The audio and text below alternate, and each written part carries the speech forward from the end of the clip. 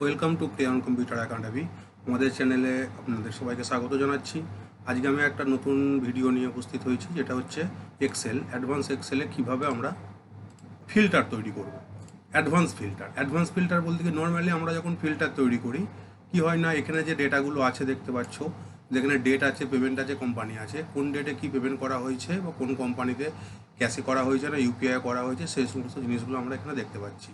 তো সিম্পল যখন ফিল্টার আমরা করি, হোমে চলে যাই, হোম থেকে এখানে আমরা শর্ট অ্যান্ড ফিল্টারে ক্লিক করে জাস্ট এখানে ফিল্টারে ক্লিক করে দিলাম, একটা করে ফিল্টার বসে গেলে পার্টিকুলার এখান থেকে একটা একটা আমরা রেকর্ড আমরা দেখতে পাবো। দেখা যায় মে মাসে কী পেমেন্ট করেছি, ক্লিক করলাম, তো এখানে আমার মে মাসের পেমেন্টগুলো দেখিয়ে দিচ্ছে, ঠিক আছে। কিন্তু অ্যাডভান্স ফিল্টারে কীভাবে কাজ করব আমরা? অ্যাডভান্স ফিল্টারে করতে গেলে প্রথম যেটা করতে হবে কি না, এই যে ডেটা টেবিলটা আছে আমাদের টেবিলে কনভার্ট করতে হবে, তার জন্য কন্ট্রোল টি প্রেস করবো। কন্ট্রোল টি প্রেস করার সঙ্গে সঙ্গে ওকে করবো এটা, ঠিক আছে। তো ওকে করে নিলাম, এরকম ফরম্যাটে টেবিলটা চলে আসবে। ঠিক টেবিলটা এরকম ফরম্যাটে আসার পর আমরা ফার্স্ট যাব ডিজাইন থেকে ইনসার্ট স্লাইসার আছে, ইনসার্ট স্লাইসারে ক্লিক করব। এখান থেকে কোম্পানি চয়েস করব বা ডেট, যেটা আমি খুশি নিতে পারি। তো আমি এখানে কোম্পানি নিয়ে নিলাম, কোম্পানি নিয়ে নিয়ে ওকে করে দেবো। তো ওকে করার পর এই ফরম্যাটটা চলে এলো আমাদের, ঠিক আছে।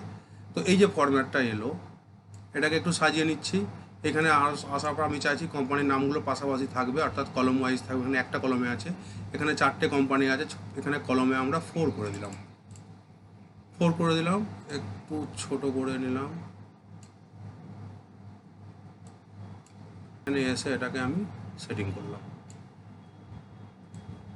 আরও ছোট করতে পারি। তো যাই হোক, আমি এতটাই করছি, কোম্পানিগুলো তাহলে বুঝতে পারবো আমরা, ঠিক আছে। তোমাদের কাজ হয়ে গেল। এবার আমরা এখানে ক্লিক করবো, অ্যামাজনে যখনই ক্লিক করবো, অ্যামাজনে কী কী পেমেন্ট আছে, কত তারিখ আছে, টোটাল দেখিয়ে দিল। ফ্লিপকার্টে যখন ক্লিক করবো, এখানে ফ্লিপকার্টের কোম্পানিতে কী কী পেমেন্ট করেছি রেখে দেবো। ইন্ডিয়া মার্টে এই যে কোন তারিখে কত পেমেন্ট হয়েছে, স্ন্যাপডিলে এই যে বোঝা গেল।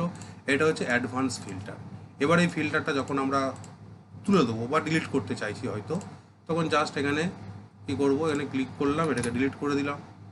তো এবার এটাকে নর্মালভাবে আমরা যদি টেবিলে ফরম্যাটে নিয়ে যেতে চাই, প্রথম ফিল্টার এখানে ক্লিক করব, এখান থেকে সিলেক্ট অল করে দিলাম, উঠে গেল। এবার এখান থেকে ফিল্টার আমরা তুলে দিতে পারবো। ফিল্টারে এখানে সিলেক্ট করতে হবে, এখানে ফিল্টারে চলে গেলাম, ফিল্টার থেকে এখানে ফিল্টারে চলে এলাম, ঠিক আছে। এবার এটাকে নর্মাল টেবিলে ফিরিয়ে আনতে গেলে ডিজাইনে চলে যাব, ডিজাইন থেকে জাস্ট কনভার্ট টু রেঞ্জ আছে, কনভার্ট টু রেঞ্জে ক্লিক করে ইয়েস করে দেবো, তো নর্মাল টেবিলে আকারে চলে যাবো। তো যাই হোক, প্রথম আমরা যেটা দেখালাম যে অ্যাডভান্স ফিল্টার কীভাবে কাজে লাগে। অ্যাডভান্স ফিল্টারের সাহায্যে আমরা কিন্তু অনেক রকমভাবে কাজ করতে পারি। এই যে